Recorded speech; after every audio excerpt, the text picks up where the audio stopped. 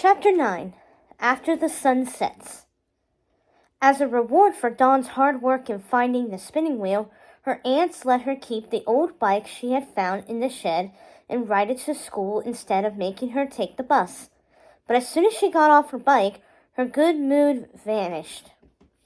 Leah was right ahead of her with Kaylee and Stephanie.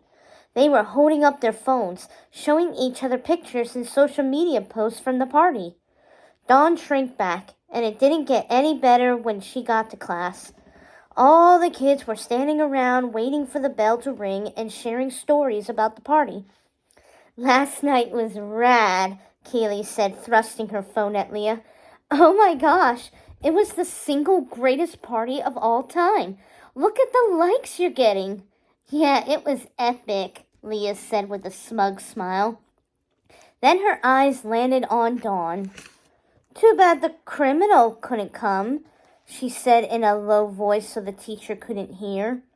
Dawn locked eyes with Leah. She felt that fire burn in her heart for revenge.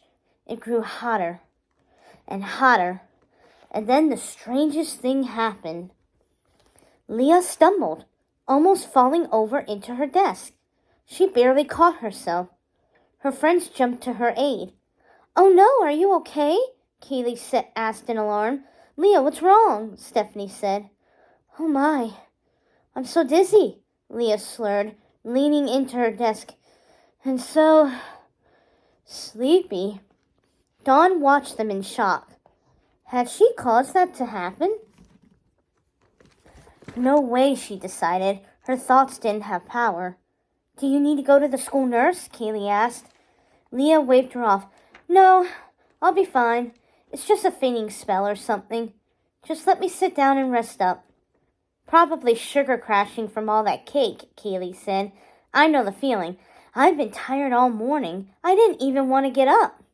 "Yeah," Stephanie added. "Come to think of it, I'm pretty sleepy too." She stifled a yawn, then sat down. Kaylee also sat down with a yawn. "Yeah, I need a nap ASAP." It was as if the yawns were contagious. Soon, all the kids in class were yawning and rubbing their eyes. That was strange, Dawn thought. "Hey, new kid," Philippa said, sliding into the desk next to Dawn's. "How you doing?" "Okay, I guess," Dawn said. "Do you notice how tired everyone is today?" Philippa shrugged. "Probably 'cause the party went super late or something. I wouldn't know." "Wait, what do you mean?" Dawn asked. "Weren't you there too?" "I didn't feel like going," Philippa said. She caught Dawn's eye. "Not after what Leah did to you yesterday." "Wow, I don't know what to say," Dawn said, feeling more cheerful. "I thought the whole class went to the party except for me." "Well, not everyone here is like that, you know," Philippa said, wiping her hands on her dusty coveralls. "You've got a friend." "If you want one." "Of course I do," Dawn said right away, not even bothering to try to play it cool. Before they could talk further, Mr. Blankenship called the class to order. As he began their first lesson, Dawn heard snoring. It was loud and growing louder. Her eyes shot toward where it was coming from. It was Leah. She was slumped forward with her head down on her desk, snoring away through class. Then Dawn heard giggling rippling through the class. Mr. Blankenship wheeled around. "Leah, what on earth?" he said in surprise. Where am I?" Leah gasped, sitting up with a start. The class exploded in laughter. They were all laughing at Leah. Dawn couldn't help it. She felt satisfaction. This was what Leah deserved. "You are in my class," Mr. Blankenship said in a stern voice, "and you fell asleep." "Oh, I did?" Leah said, slipping into her innocent voice. "Stay awake, or I'll have to send you home," Mr. Blankenship said. It seemed like Leah's star student act wasn't working so well that day. Now back to the fall of Rome. He continued teaching their history lesson on the Middle Ages, but soon the snoring started again, and this time it was even louder. Leah couldn't stay awake. But it wasn't just Leah. Soon, all who had attended the party, practically the entire class, had their heads down on their desks. Many of them had fallen asleep and were snoring too. It created a cacophony of noise. Dawn couldn't believe her luck. She and Philippa were the only two not falling asleep. "What's gotten into y'all today?" Mr. Blankenship said in an irate voice. But even the chastising missive didn't wake them up. They were all in a deep sleep. The snoring continued unabated. "Leah, wake up," Mr. Blankenship said, going over to broad her arm. She bolted upright. I'm awake. But then she put her head back down and immediately fell asleep again. "That's it. I'm fetching the nurse," Mr. Blankenship said. He scanned the class, his eyes landing on Dawn and Philippa. "You two are in charge until I'm back," Mr. Blankenship said, "seeing as you're the only students awake today. I know school isn't as exciting as you two, but this is ridiculous." "Mr. Blankenship, they're probably tired from the party," Philippa said. "What do you mean?" Mr. Blankenship said, narrowing his eyes. "Me and Dawn are the only two kids who didn't go to Leah's birthday party last night," Philippa went on. "I bet they stayed up too late." "That figures," Mr. Blankenship said. "Guess I'll be fetching Principal Hubert, too." With that, he hurried from the class. Dawn was elated. Could this day go any better? "Serves her right," Dawn said to Philippa. "Now I'm glad I didn't get invited." "You can say that again," Philippa said. Soon Mr. Blankenship returned with the nurse and Principal Hubert in tow. The principal took one look at the class, then her face turned red.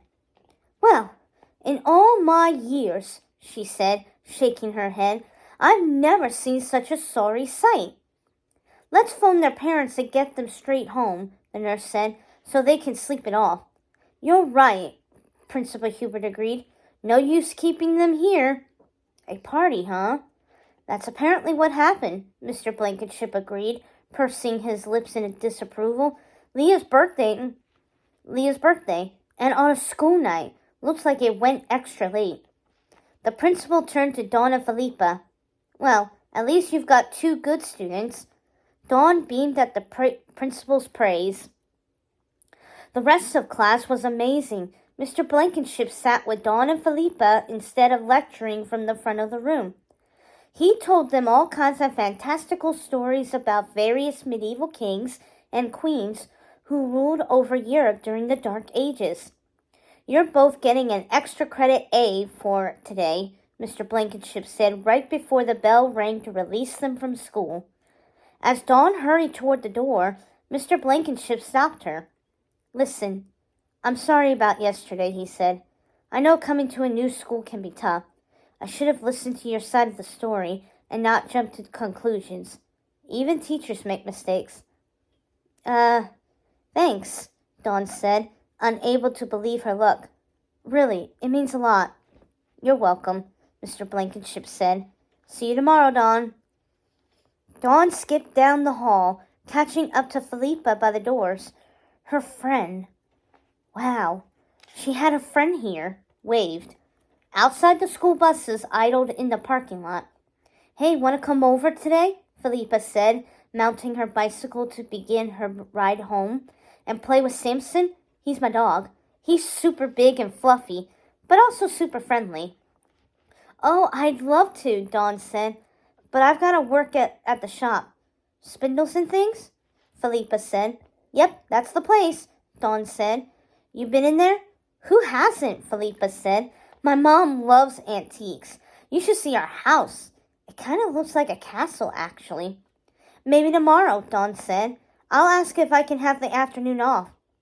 "So weird what happened today, right?" Philippa said, turning back on her bike. "How they all fell asleep like that." She let out a low whistle. "Maybe it must have been some party." Dawn gave her a heartfelt look. "That's cosmic revenge," she said, and Philippa agreed but then seemed hesitant. Even so, Felipa said, biting her lip. Hopefully they get better soon. Yes, of course, Dawn said quickly. I'm sure they'll be fine after a full night of sleep, she added for good measure. She waved while Felipa biked off. This had already been the best day that she'd had in, well, eons. Despite what she said to Felipa, Dawn was secretly thrilled that Leah and her friends had suffered major consequences for their actions.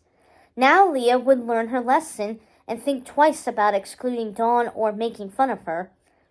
Everything was going great for her, finally. Her teacher believed her about what had happened the day before. Meantime, her aunts were thrilled with her for discovering the valuable antique spinning wheel. Feeling hopeful, she hopped on her bike and rode to work. At the shop, her aunts even called her parents and raved about what a good job she was doing and what a hard worker she was. This spinning wheel could save our shop, and it's all thanks to Dawn, they exclaimed into the phone. They continued to pour out praise about her work ethic. She could hear her parents' proud voices echoing from the receiver before they handed the phone over. Dawn talked to them while she watched her aunts carry the spinning wheel into the back office. Despite her parents' obvious joy at her progress in Castletown, something nagged at Dawn. Out of nowhere, a memory resurfaced from the day before. The dark fairy's voice echoed in her head. After the sun sets on her 13th birthday. Could that be why Leah hadn't been able to stay awake that day? But Dawn quickly dismissed it. Her aunts opened a large safe and placed the spinning wheel inside it. They carefully set it down. Suddenly, the wheel flashed with emerald light. Fear shot through Dawn. She blinked, trying to clear her vision. Probably just a trick of the light reflecting off the spindle, right? She thought, trying to reassure herself. Before Dawn could worry further, her aunt shut the door to the safe and spun the lock, securing the wheel inside. Dawn, you there? Mom asked, snapping Dawn out of her thoughts. Yes. What were you saying? Dawn asked, still feeling unsettled. We're so proud of you, her mother said. We knew this was the best decision. Just keep it up, Dad added, and you'll be back home before you know it. We miss you. And we love you, Mom said. Before Dawn fell asleep that night, snuggled into her bed under the quilt, she texted Ronnie and Daniela all the good news. They texted back right away. Dawn, at this rate, I'll be home before you know it, and we can have that party. Daniela, oh, can't wait. It'll be the best party ever. We miss you. Ronnie, hurry back. It's seriously not the same without you.